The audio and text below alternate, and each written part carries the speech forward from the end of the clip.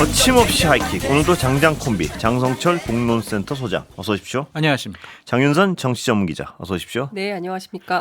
자, 오늘은 무슨 얘기부터 할까요? 탈당 문제부터 얘기 좀 해볼까요? 아니면 뭐 더 관심 있는 아니 지금 제일 센 뉴스가 탈당이긴 한데 근데 저는 이게 지금 좀 너무 늦은 감이 있고 프레임을 대통령 탈당으로 잡아보려고 하는 안간힘을 쓰고 있는데 진작에 출당시켰어야 됐고 그리고 설령 이제 와서 탈당을 한들 떠나간 지지자들이 자 이제 윤석열 탈당했으니 국민의힘은 내란과 결별했어. 그러니 우리가 지지를 좀 모아보자.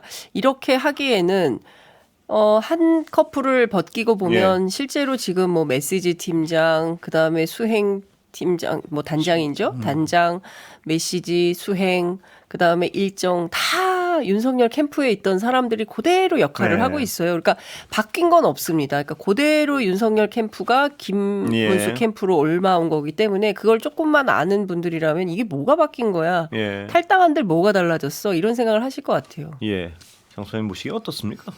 이런 얘기하는 게 한심하죠. 이거는 선거 들어가기 전에 정리하고 들어갔어야 돼요. 지금 한창 선거 중인데 저는 나라를 어떻게 만들겠습니다. 발전시키겠습니다. 뭐 개혁 변화시키겠습니다. 이게 화두가 돼야 되는데 과거형이잖아요. 지금 대통령 어떻게 할 거냐고.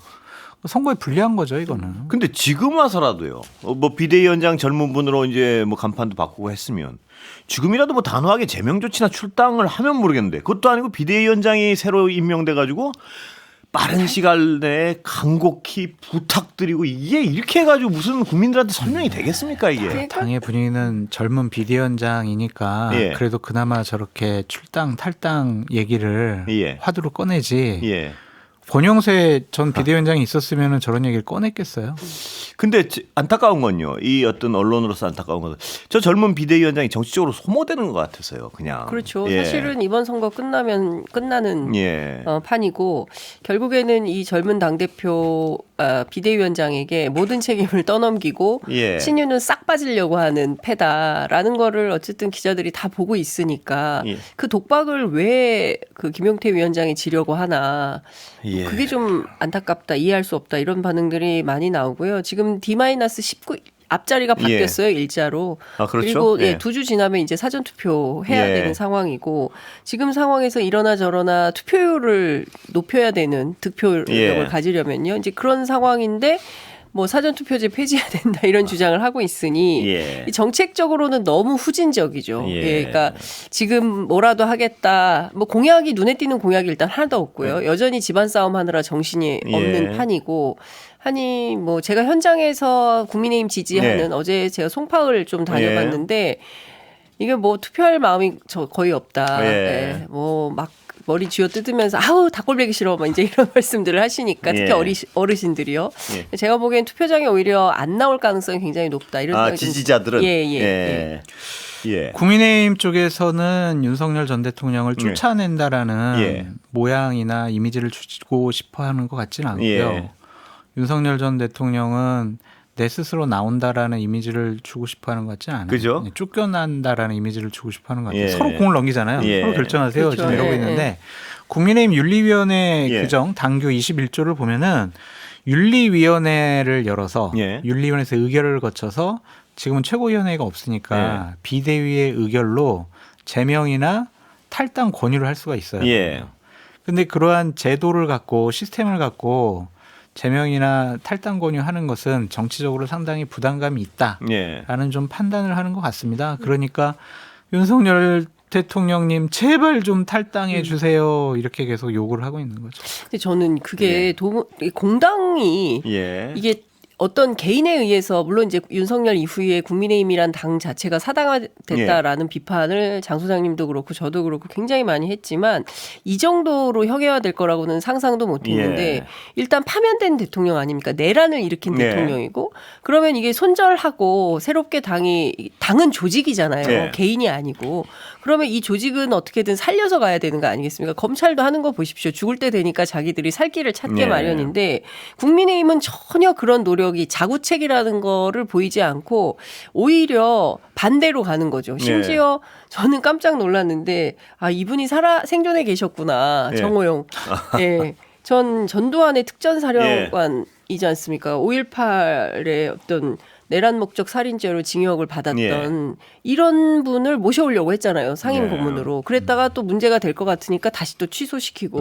그러니까 자중질환의 한 복판에 있어요. 그리고 이준석 대표에 관련한 뭐 징계 취소 이거는 왜 오늘 느닷없이 또 발표를 하는 겁니까? 그러니까 어떤 아무런 맥락이 없는 컨텐츠들이 마구잡이로 튀어나오는데 아직 준비가 안 돼 있다. 선거가 19일밖에 안 남았는데 이 당은 선거할 준비가 전혀 안 돼 있다라는 판단을 기자들에게 주고 있습니다. 예. 지금 상황에서 말입니다. 지금 이 김문수 후보나 계엄은 반대하는데 또 무슨 출당은 또 뭐 맡길 일이고 이런 메시지가 이렇게 엉켜버리면요. 비대위원장은 또 뭐 아까 장 기자 말씀하셨지만 읍소하고 있고 제발로 나가달라고. 이거는 어떤 이게 쫓아내면은 그러니까 이제 출당 같은 걸 시키게 되면 윤석열 전 대통령을 지지하는 국민의힘 지지층이나 당원들이 있잖아요. 그 사람들이 이제 또 지도부 공격을 하고 후보 공격하고 그럼 투표장에 안 나오고 그러면 지지층이 분열돼 가지고 이번 선거는 해볼만 하지가 않다. 일단 지지층을 최대한 결속을 시키고 그다음에 외연 확장을 해야 되겠다. 이러한 로드맵을 갖고 있는 것 같아요. 그런데 그거는 좀 착각이죠. 착각인 것 같은데요. 어쨌든 국민들이 기본으로 생각하는 거 아니에요? 아니 그렇습니다. 파면당한 저렇게 내란의 혐의를 받고 있고 비상계엄을 통해서 대한민국 국민을 상당히 위험하게 빠뜨린 저런 전 대통령 하나 출당을 못 시키고 인연을 끊지 못하고 어떻게 국민들에게 표를 달라고 하느냐. 그거는 안 들리는 것 같아요. 그러니까 지지층의 공격, 뭐 분노 이런 것만 좀 더 신경 쓰는 것이 아니냐.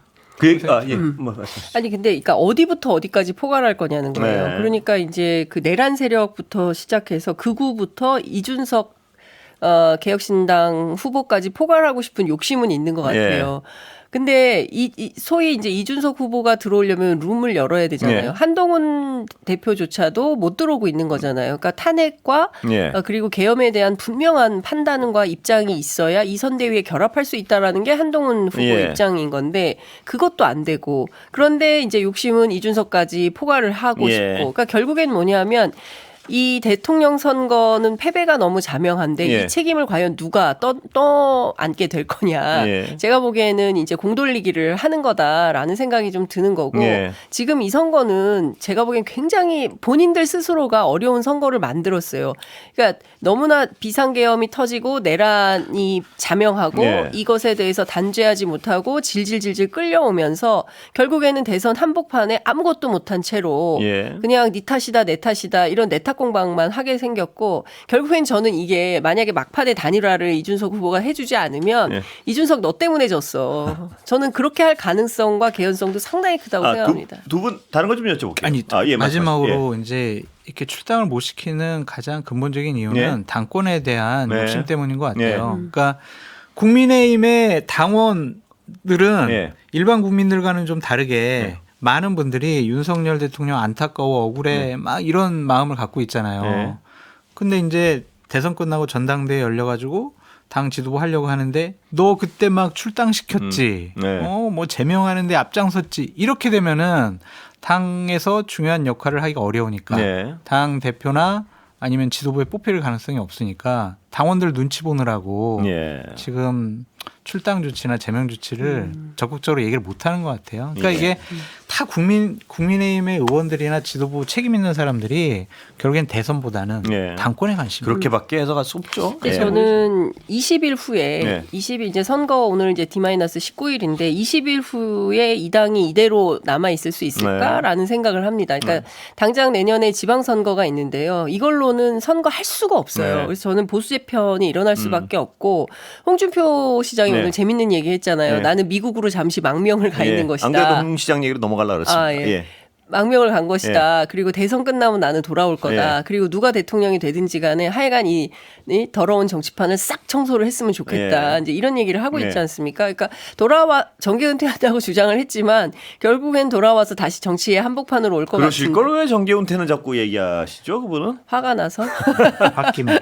그런데요, 홍 시장과 민주당과의 관계는 어떤 상황이라고 보세요? 뭐 말들이 많아서 이게 팩트가 어느 상황인가요? 일단 이현주 최고위원이 어쨌든 작업을 해서 홍준표 시장의 그 지지 그룹. 근데 뭐 그냥 단순한 그냥 응원 그룹이 아니라 후원 그룹이라는 거예요. 그다음에 이제 그 뭡니까? 뭐 SNS 팀, 뭐 언론 팀, 뭐 이렇게 실제로 실무 팀들이 상당 부분 지지 선언을 한 것이고 이분들이 선대위에서 무슨 역할을 맡게 될지는 모르겠어요. 근데 그거는 아닌 것 같고 민주당이 확인을 해보면 일단 요게 있고요. 그다음에 오늘 뭐 총리설 왔다 갔다 했었는데 그거는 그냥 나온 것 같아요. 그러니까 언론에 한번 띄워본 것 같고 이거는 어느 쪽에서요? 양쪽 모두가 부인하고 있어서 아무도 확인을 안 해주고 있는데 여하튼 이제 제안이 있었는지 없었는지조차를 있었다는 걸 양쪽 모두 부인합니까? 지금? 그렇죠. 홍준표 측도 민주당 측도 절대 다 사실이 아니다. 이제 이렇게 처음에는 홍 쪽에서는 인정했다가 민주당 쪽에서 부인했다가 이렇게 왔다 갔다 기사가 그래요? 오늘 오후 들어서 이제 몇 차례 좀 엇갈린 단독 보도들이 쏟아졌었는데요. 핵심은 지금은 양쪽이 모두 부인하고 있고 그리고 민주당 쪽에 제가 확인을 해보니까 어떤 얘기가 나오냐면 뭐 나쁠 건 없다. 왜냐하면 이런 보도가 나오는 것이 보도가 그러니까 홍준표 총리설 뭐 이런 보도들이 나오는 것이 딱히 민주당에게 나쁜 것은 아니다. 왜냐하면 어차피 운동장을 넓게 쓰기로 했고 그 정도까지는 포괄할 수 있는 여유가 있다는 거를 뭐 알리는 것이기 때문에 뭐 물론 여러 가지 어떤 부분 의견이겠지만요. 그런데 홍준표 전 시장을 총리를 시킬 수도 있다 이런 감정인가요? 찬성하는 쪽은 나쁠 거 없다는 쪽은? 아니요. 그건 아니고요. 그냥 선거 그럴 과정에서 리는 없다. 선거 과정에서 나쁠 건 없다 이런 어떤 소문들이 그 정도라 이거죠. 어떻게 보세요, 장소님은? 뭐 내란 극복이라든지 헌정 수호라든지 민생 경제를 다시 살리고 또한 여러 가지 국민 통합시킨다는 차원에서 연정을 이재명 후보께서 몇 번 얘기를 하셨잖아요. 그러니까 이념이나 진영이 뭐가 중요하냐. 그래서 보수 쪽에서 적어도 비상계엄을 반대하고 탄핵을 찬성했던 분들이 좀 능력이 있다면 새로운 정부가 출범하면 같이 좀 하시는 것이 어떨까 그런 생각이 듭니다. 근데 그게 지금까지의 입장과 좀 일관돼요. 탄핵을 반대했잖아요. 그러니까 제가 홍준표 시장이라고 얘기 안 했고 아까 두 가지 전제 조건을 말씀드렸잖아요. 그런 분들은 지금 계시거든요. 아니 근데 정작 얘기가 나오는 홍준표 시장이라서. 글쎄요, 근데 민주당 사이드 안에서는 유승민 전 대표에 대해서는 경제 정책과 관련해서는 상당한 소구가 있는 것 같아요. 물론 이제 유승민 의원이 그걸 받을지는 모르겠지만 여하튼 그런 부분은 좀 있는 것 같고 그리고 대구에서는 전직 그 권오을 의원을 비롯해서 전직 그 한나라당 출신 국회의원들이 이제 대거 TK 출신들이 들어왔잖아요. 거기에 플러스 최현숙 의원이 지금 대구 시당위원장을 맡아가지고 선거 총괄을 하고 있어요. 그러니까 대구 경북에서 이번엔 좀 뭔가 새롭게 바꿔보자 이런 분위기를 만들려고 TK 지역에서는 이제 그런 노력을 하고 있기 때문에 어디까지 포괄할지는 모르겠으나 포괄 범위가 상당히 넓을 걸로 보인다. 이 정도는 예상할 수 있을 것 같아요. 대구 경북에서는 전에 못 봤던 어떤 의미 있는 득표가 가능하리라고 보세요? 어떻게 당에서는 어떻게 보십니까? 지금까지 보면은 문재인 그리고 지난번에 이재명 후보 같은 경우에는 대략 한 23, 22% 그 정도 얻었어요.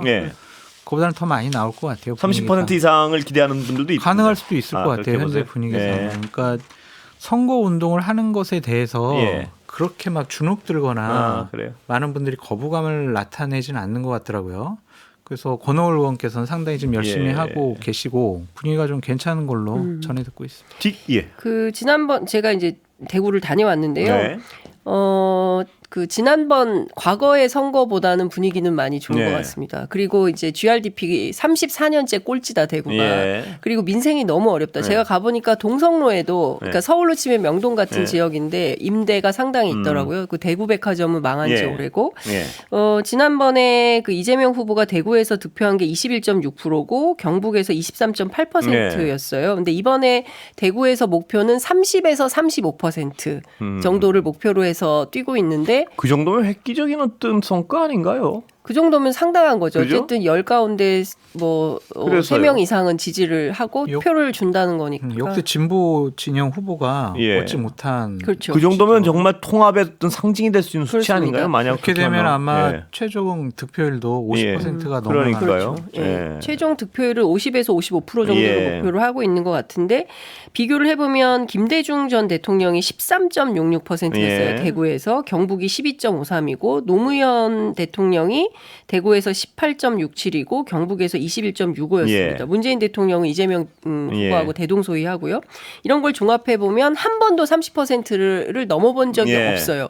민주당 후보가. 예. 근데 이번에 이재명 후보가 30%를 돌파한다 이러면 새로운 상황이 열리는 그렇습니다. 것이고 또 하나는 대구 경북은 아시다시피 한 번도 지금 이 순간도 그 대구 경북 모든 의석이 싹 다 국민의힘이거든요. 예. 근데 여기에서 균열을 낸다는 측면에서 상당히 큰 의미가 있을 것 예. 같고 좀 이제는 사람들이 지쳤어요. 더 이상 예. 이렇게 나뉘어져 가지고 서로 진영 갈등하는 것에 대해서도 지쳐 있고 누가 되든지 간에 당보다는 사람이 중요한 거 예. 아니냐. 인물 보고 뽑자. 이번에 한번 바꿔보자. 이런 분위기는 있는 것 같습니다.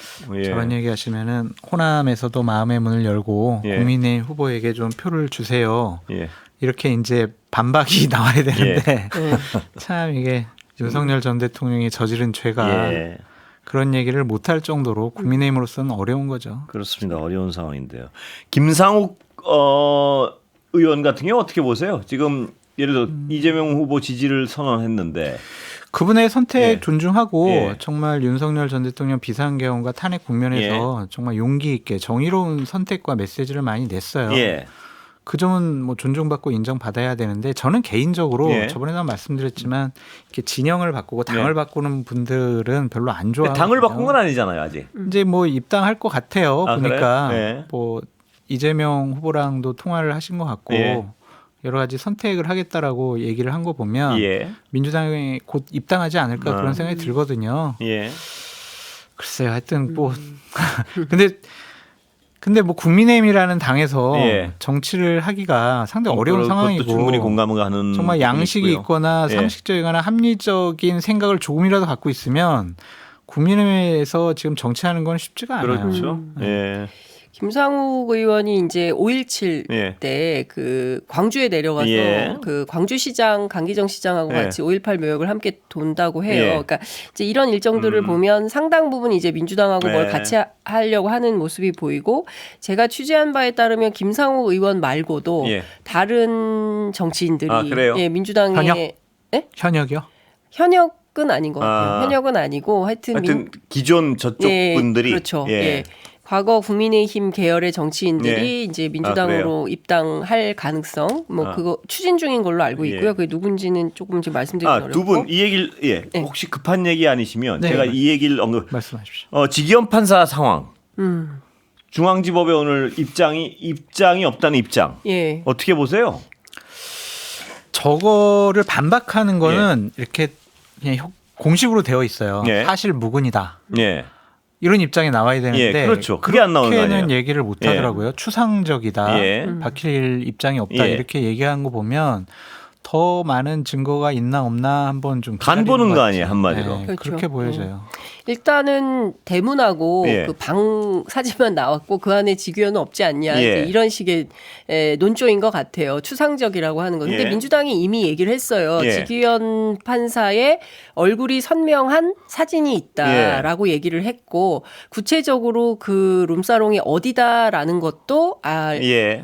아마 이제 취재 기자들은 예. 대체로 알고 있고 그리고 이 사건 취재하고 있는 회사가 상당히 많이 예. 있습니다. 그리고 이 사건은 저도 한 2달 전에 네. 알고 있었거든요. 그러니까 많은 기자들한테 특히 법조 기자들 사이에서는 많이 알려져 예. 있는 사건인데 어쨌든 지금 지규현 판사는 본인 입장을 공보관을 통해서 뭐 추상적이고 뭐 예. 사실이 아니다라고 했기 때문에 민주당은 다음 스텝으로 넘어가기로 한 것 예. 같고요.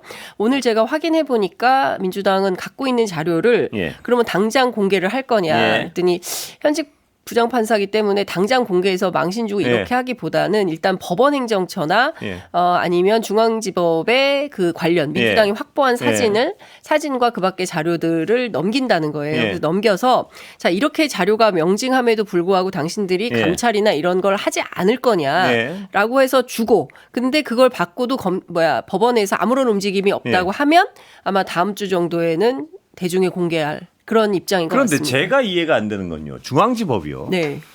이게 어떤 음해성 투서일 수도 있는 누가 익명의 투서가 아니잖아요. 네. 한 공당이 꽤 상당한 근거를 가지고 이것이 직무 관련될 가능성이 있는 굉장히 질이 안 좋은 접대다. 이렇게 발표를 한 거 아닙니까? 그렇습니다. 근데 그러면 이런 상황이면 적어도 중앙지법 정도 되면 감찰을 통해서 어떤 진상을 철저히 낱낱이 밝히겠다. 이게 정상적인 거 아닌가요? 근데 그렇죠. 이 지경이 됐는데 입장이 없는 것이 입장이라는 발표를 한다는 게 이게 그러니까 이게 사실은 조희대 대법원장 시절에 이게 인사를 쫙 그 소위 이제 뭐 조희대 대법원장이 인사한 결과다라는 얘기가 법조에서는 나와요. 그러니까 주요 법원장들을 전부 조희대 대법원장이 인사를 했기 때문에 이 부분에 대해서도 감싸는 거 아니냐, 제 식구 감싸기다 이런 비판이 나오는 것이고 종국의 이 사건이 아마도 이제 고발을 시민단체가 했기 때문에 그 지규현 판사는 조사 받을 수밖에 없거든요. 그래서 사실관계가 명징하게 확인이 되면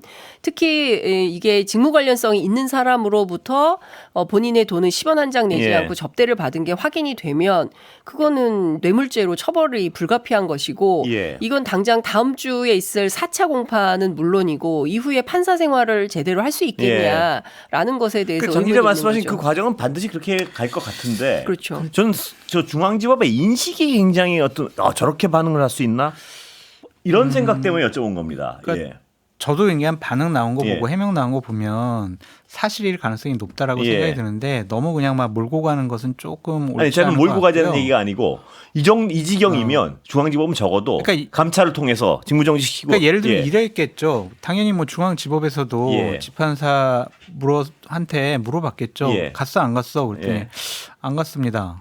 잘 뭐 기억도 안 납니다. 이렇게 해버리면은 더 이상 뭐 어떻게 할 게 없잖아요. 아니요. 그러면 입장이 그렇게 나오면 안 될 것 같네. 집판사에게 확인을 똑같은 해봤더니. 말이에요. 똑같은 그 국장님 말씀이 제 의견은 똑같은데 그래서 민주당이 좀 자료를 이제 대법원이나 중앙지법에 줘가지고 제대로 된 감사나 뭐 조사가 이루어지도록 하는 게 좋지 않을까 싶어요. 이런 거죠. 이를테면은 이 중앙지법의 이제 형사공보관 풀도 기자들한테 풀이된 게 오늘 오후예요. 그러니까 점심 이후거든요. 그러니까 대체로 이런 사건이 딱 터지면 즉각적으로 사실무근이기 때문에 법률 대응하겠다. 그거나 그게 맞죠. 그렇게 해야 되는데 하루 동안 지규현 판사와 중앙지법이 아무 얘기가 없다가 만 하루가 지난 오후에야 기자들한테 황당한 얘기를 한 거예요. 해당 의혹 제기의 내용이 추상적이고 구체적인. 제가 보기에 이거는 지규현 판사가 적어준 것 같아요. 이거를 그냥 공보관이 듣겠습니다. 시간이 다 됐습니다. 감사합니다. 장선 시간을 늘려주십시오. 수고하셨습니다. 감사합니다.